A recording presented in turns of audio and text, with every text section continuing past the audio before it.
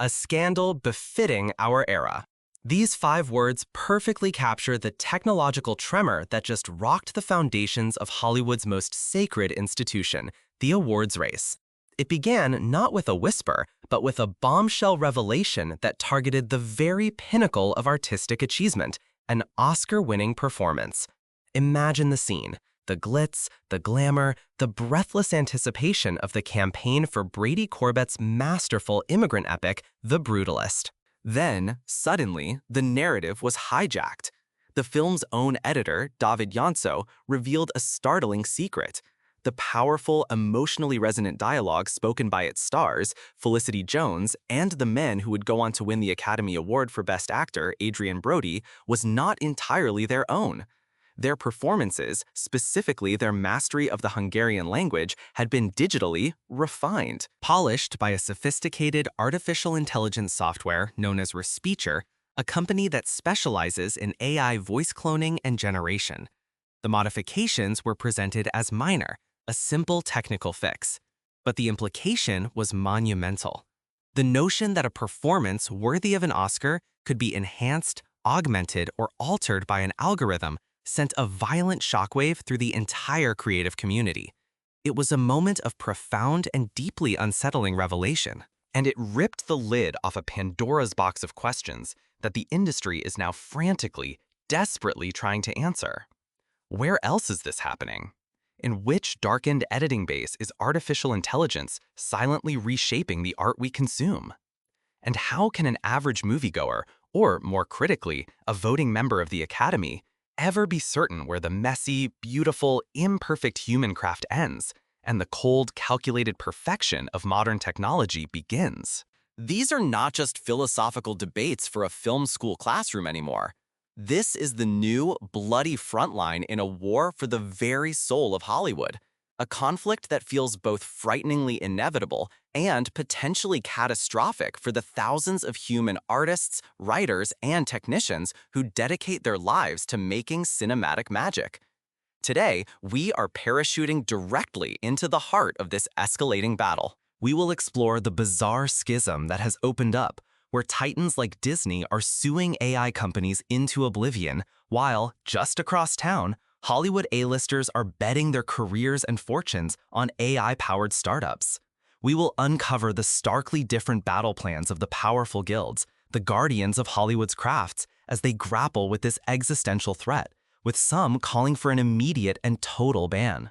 And finally, we will turn our sights to the ultimate authority, the institution that defines artistic merit for the entire world, the Academy of Motion Picture Arts and Sciences.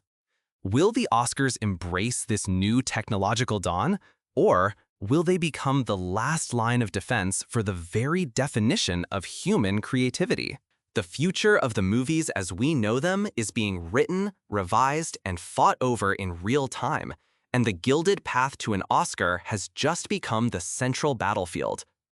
The conflict is escalating daily, with battle lines being drawn in the starkest possible terms.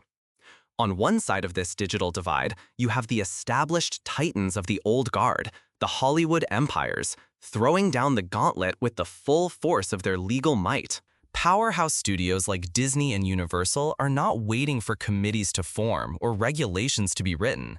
They are on the attack, launching major lawsuits against the AI image generation company Midjourney, accusing it of nothing less than industrial-scale copyright infringement. For them, this is a clear and present danger to their most valuable assets, their characters, their worlds, their intellectual property. But on the complete other side of the spectrum, you have visionary artists and entrepreneurs who see not a threat, but a glorious new frontier. They are running headfirst into this new world, not with lawsuits, but with investment dollars and unbridled creative ambition. Consider the words of Natasha Lyon, who recently described her new AI entertainment startup, Asteria, with a sense of wonder that is almost infectious. "It feels here what the beginning of Pixar must have felt like," she gushed to The Hollywood Reporter. "Everyone is in the Imagineering phase, very blue sky, very inspiring, all trying to crack the code." It's a breathtaking vision of boundless creativity, a digital renaissance where technology doesn't replace artists, but empowers them with unimaginable new tools.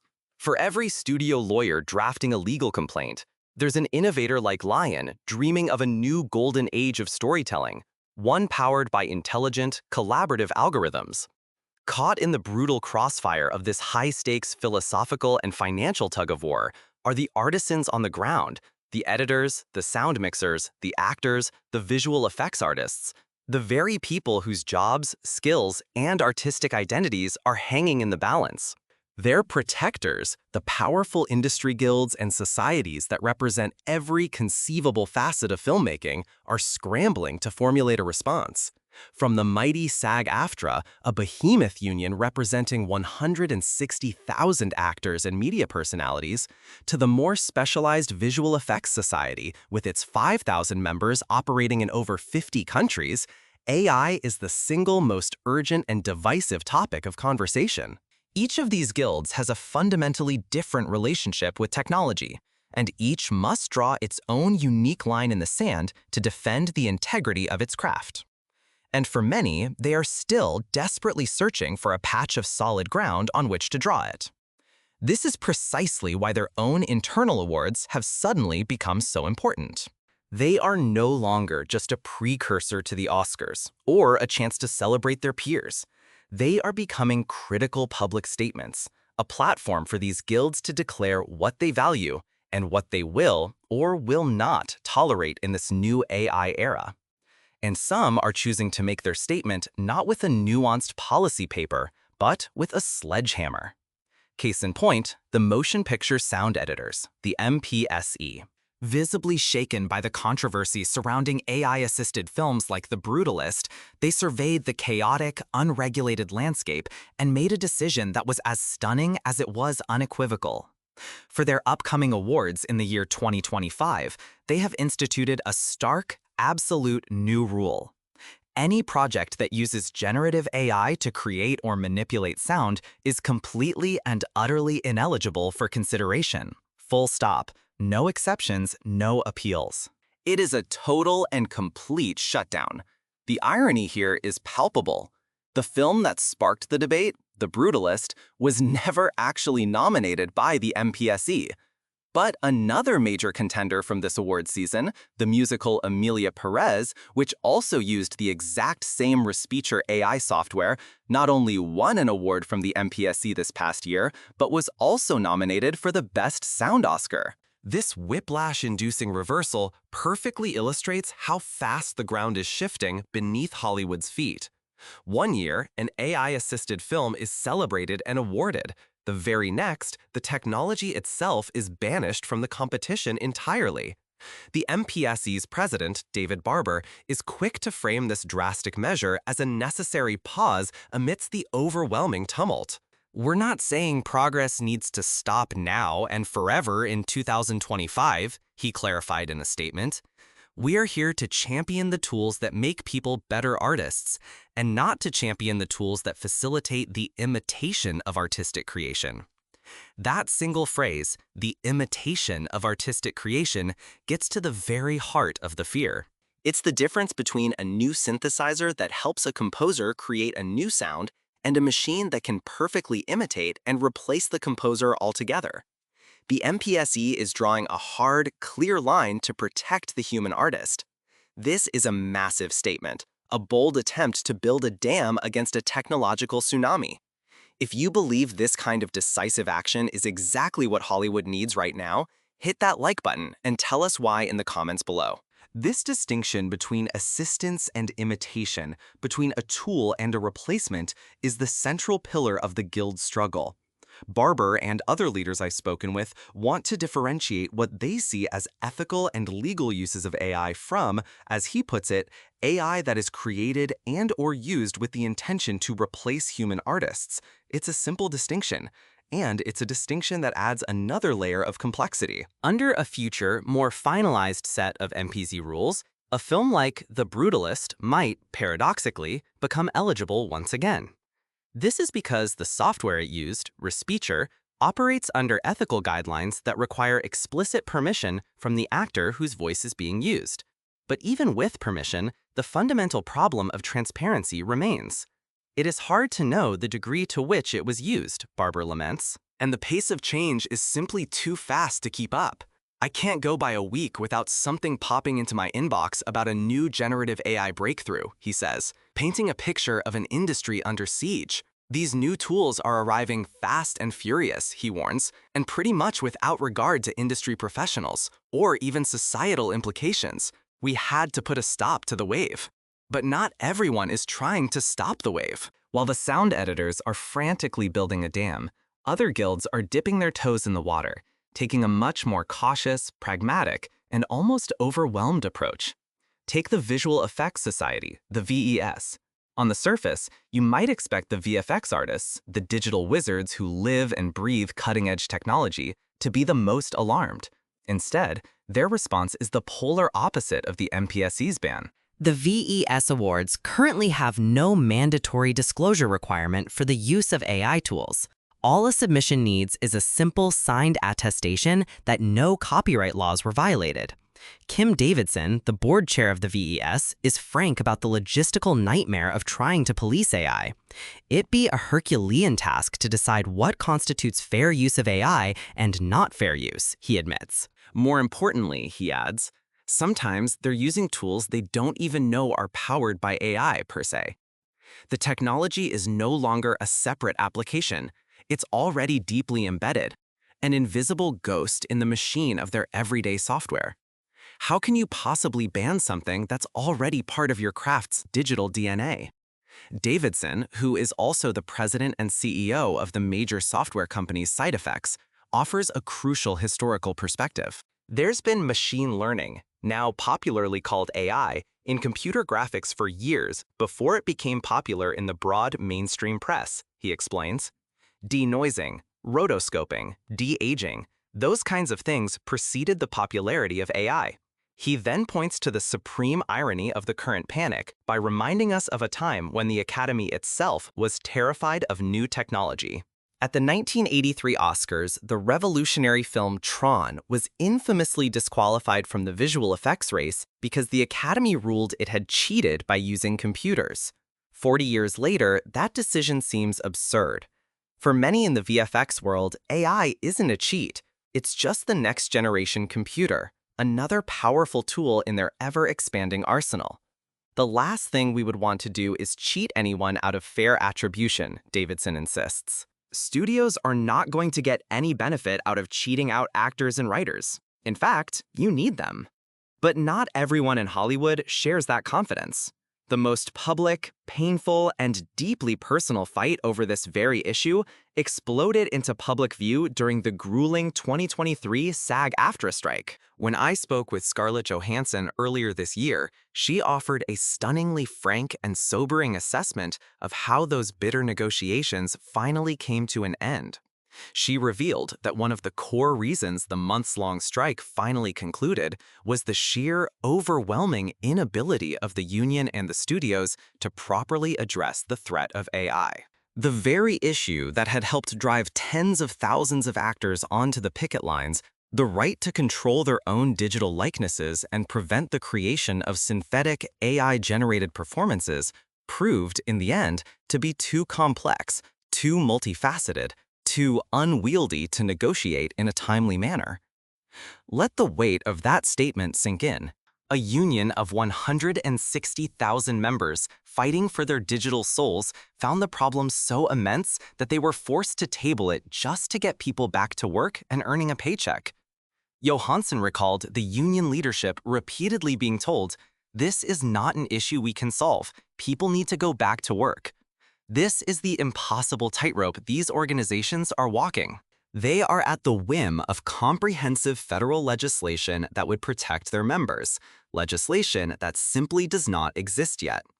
It's the driving force behind the MPSC's drastic shutdown, and it's the reason why several other major guilds refuse to even speak for this story.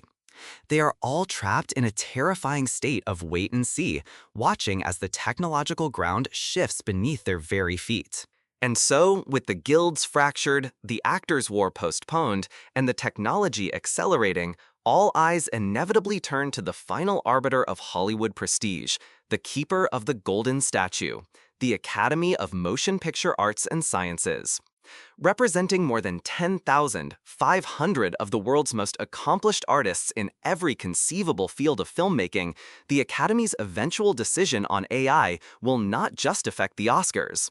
It will set the global benchmark for artistic merit. What the Academy decides to value, the entire world of cinema will value. And what is their current position? They are deep in information gathering mode. The Academy recently circulated a comprehensive, detailed survey to its entire membership, asking for their candid thoughts on AI and their specific concerns and hopes for their respective disciplines. The results of this massive survey, according to a source familiar with its genesis, will be used primarily for member education. The goal isn't to stoke fear, but as the source bluntly states, the Academy can't ignore the conversation around people who think that AI will take jobs. Based on the early reactions and internal discussions, it seems highly unlikely that the Academy will follow the MPSC's lead and enact a hardline ban. The conversation and the eventual policy will be far more nuanced. So how might they judge it? The source offers a critical clue to their thinking. If specific branches know that there was no one hired to do the work, that it's not a human individual, then they would take the necessary steps to say, this is not eligible for consideration in this category. Once again, it all comes back to that crucial distinction. AI as a tool for augmentation versus AI as a technology for replacement. For the time being, the Academy is not banning generative AI. Submissions for the next Academy Awards will include a new AI disclosure form, but tellingly, filling it out is currently optional. The future of the Oscars hangs in the balance, and the Academy is treading carefully, trying to find a tenable middle ground. To ensure you don't miss our critical follow-up when they finally announce their policy, be sure to subscribe to our channel and hit that notification bell so you stay informed. We are left suspended in a moment of profound and deeply consequential uncertainty. The technology is evolving at a pace that far outstrips anyone's ability to comprehend it, let alone regulate it, leaving artists, guilds, and studios feeling adrift in a digital storm. The fact that it is so enormous and it's already infiltrated parts of different workflows, how do you confront it? Asks the MPSC's David Barber, articulating the anxiety of an entire industry. It's something that's so big that it seems unconfrontable. Even as he fights to control its impact, he accepts the fundamental reality of the situation. Generative AI is undeniable. It's ubiquitous. It's here to stay, he concedes. We're pumping the brakes just a touch so that we can have some control as to how we let it infiltrate our trade. This single quote encapsulates the entire drama. Hollywood stands at a historic crossroads, facing a technological revolution that promises both a creative utopia and a professional oblivion. On one hand, there is the palpable, gut-level fear that AI will devalue human artistry, commodify creativity, and eliminate countless jobs on a scale never before seen. On the other hand, the Academy is hearing from a significant portion of its own membership who are genuinely, thrillingly excited. These are the members who see AI not as an ending, but as the next chapter in a long history of radical change. As the Academy source explains, they look at it just like how talkies came into movies, the advent of television, even the breakdown of the studio system. To them, this isn't the apocalypse. This is just another part of the history of Hollywood. It's not the end of Hollywood. The question that hangs over every studio lot, every editing bay, and every darkened theater is, which version of the future will win? Will artificial intelligence be the tool that unlocks a new, unimaginable era of cinematic wonder? Or will it be the one that finally, irrevocably, replaces the dreamer with the machine? The final, dramatic scene of this movie has yet to be written.